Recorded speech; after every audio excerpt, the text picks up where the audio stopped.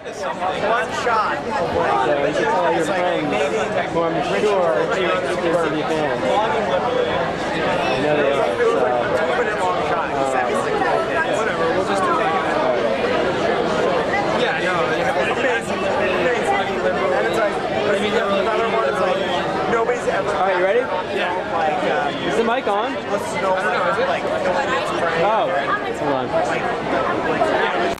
We'll talk and should he look at me or should he look at camera? I always tell like look at Andrew, but one cheat your body. You gotta cheat out. Yeah. It's not very grassroots, is it? Once you cheat out, you know it's not. Hey man, we're selling out. We're selling out. It's gotta be a nice little. Yeah, I mean, yeah. Talk to Andrew, and then if you want to like glance at the camera now and then, that's fine. Whatever feels natural. Yeah. What if I call you out and like start making you a part of the production? Break the wall. Yeah, break the wall. We can do that. We're very innovative and experimental. Are we ready? Don't plan it out. Are we ready? We're ready. Okay, we are here with Ari Melber of The Nation magazine. Ari, what brings you to Drinking Liberty's 4th anniversary? I know they've been doing this a long time, so I thought this was a good night to come out and see what it looks like 4 years later. Right. And there's kind of a lot of New York writers and bloggers and all kinds of folks here. To what extent do you think that this is kind of a hotbed of a lot of the connections that are starting to make up the progressive movement? I don't know. I think sometimes there's this sense that people are coordinating more than they are. Okay. I mean, people email. They're doing more drinking than anything else. Yeah, people email a lot nowadays, and people bump into each other. And you go to certain events like this, or the Personal Democracy Forum was in New York a couple weeks back. You saw a lot of the same people. But I don't think that folks are like talking that much business or hashing out plans. Not from what I see around here tonight. So what's the next step to start to take over the world for Drinking Liberally? From your perspective as a Nation writer and professional liberal journalist? Well, I don't. I would say that you got to get in on the IPO of Facebook if it comes out in 2008 and make a lot of money. If you want to take over the world, I won't be doing that, but right. Blogging. I think a lot of people are blogging now. I don't know. Are you blogging? Have you heard of that? I think my boss was telling me about it. Yeah, I forget. It's on fire right now. Does The Nation have a blog? We actually have a couple blogs. We have Campaign Matters, okay, which covers the campaign and has a lot of our writers. And then we have The Notion, which is the Nation's general interest blog. It's kind of like all the staff writers. Yeah, and other folks, folks who aren't even, The Nation has a lot of people who used to be staff writers or are more established, seasoned journalists who come back and might contribute a post here or there. We have Nicholas von Hoffman, who's in his 80s and has, been a writer, a blogger, journalist, and an author for a long time, and now he's blogging regularly. He's not I don't know if they call him a staff writer, but he's a very seasoned, experienced guy who comes in and blogs, yeah.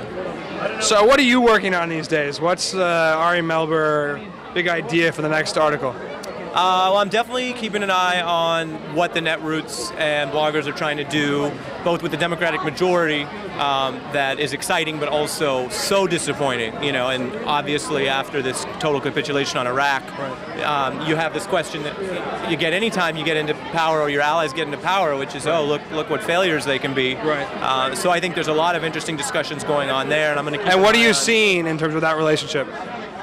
I think for some people it's soured. I think there are individual bloggers who raise money for people, like Down with Tyranny, for example, has soured in its relationship with some freshman congressmen already. And I think because they voted that was actually pre-Iraq. That was on a different issue, but it's the same concept. It's that you've got people who come into office on a certain type of support, and they aren't necessarily true to that. And I've also written a lot about habeas corpus, and that's an issue near and dear to a lot of people, and whether the progressive netroots are going to be able to get the Democrats to do something there. Again, the Democrats haven't taken action yet. Right.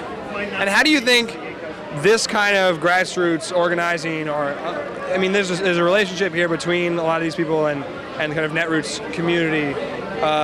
Where do you think they're going to move in 2008 in terms of the presidential? Okay. Thanks. Go. Thank you. Thank you, guys. No problem. Are we ready? Yeah. Diamondback last one. And where do you think a lot of the people here are related to blogging. There's a lot of bloggers here, Netroots people here in the New York scene. Where do you think this community seems to be moving in terms of 08, and what effect do you think they're going to have? You mean on which candidates?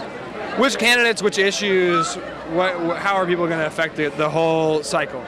Well, for starters, Iraq is paramount, and you had smart people who are tough, I think, like Senator Chuck Schumer, who's the senator from this state, who's a great senator on a lot of issues, say that, he doesn't see Iraq being front and center in 2008. That alarmed a lot of people, so I think you have... Yeah, that's kind of strange. Yeah, it's odd. And he may change his mind on that, or, what have you as time goes on, but I think you have a lot of people who are going to continue to push issues, Iraq, a different approach to foreign policy, and the global war on terror in the elections across the board, congressional and obviously the presidential. Second, you have folks who, and this is the most exciting thing, with very little traditional political experience, are coming in and getting jobs in the campaign. I wrote on thenation.com about Matt Browner Hamlin, who's in this community, who's a New Yorker. Right, he's a regular New York drinking liberally. Yeah, and he used to write up in Connecticut, but he was down here and he's around here, and he has never worked as a paid staff member of any campaign before. Right. And now he's traveling with the candidate. He works for Chris Dodd. He works for Senator Chris Dodd, who's great on the Constitution, great on Iraq, great on important issues.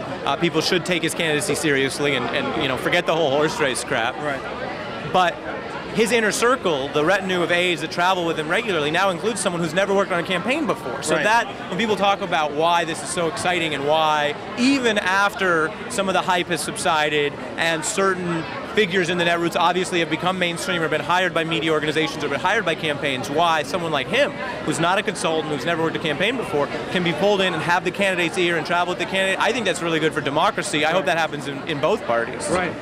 So, have you been drinking liberally? Well, I've been drinking a little bit liberally. I'm now onto a Sprite. Sprite? Yeah, it's not that crazy. You have work in the morning. It's not that crazy at night, yeah. Well, that's it. Thank you so much. That was great. I think we